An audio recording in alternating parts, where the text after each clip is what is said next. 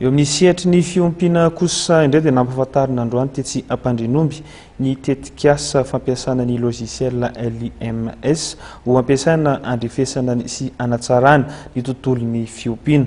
Nanotrona sy nanome voninahitra ny fotoana tamin'izany ary ny ministry ny fiompiana, ny mpisolo tena, ny vondrona SADC ary ny FAO.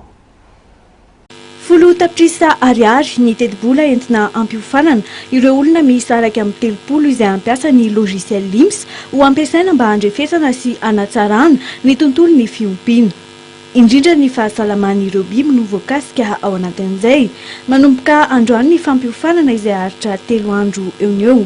Nampahafantarina androany tetsy Ampandrinomby ity tetikasa goavana izay notrony ny ministry ny fiompiana, ny mpisolo tena, ny vondrona SADC sy ny FAO.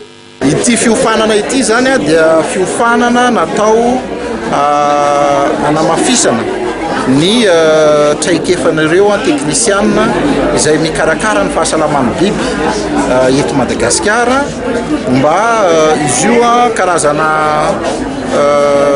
logiciel alatsika amin'ny teny baiko logiciel izay ampiasain'ny firenena rehetra mpikambana ao amin'ny SADC ka isika zany mila mahay mikirakira ny logiciel io mba ampitovy ny fahapaizantsika amin'ireo firenena mpikambana ao amin'ny SADC aingana kokoa ny fanangonana mba aingana kokoa ny fanangonana ny vokatra mahakasika ny vaovao ny information mahakasika ny aretina biby misy aty amin'ny eto Madagasikara sy aty amin'ny ranomasimbe indianina.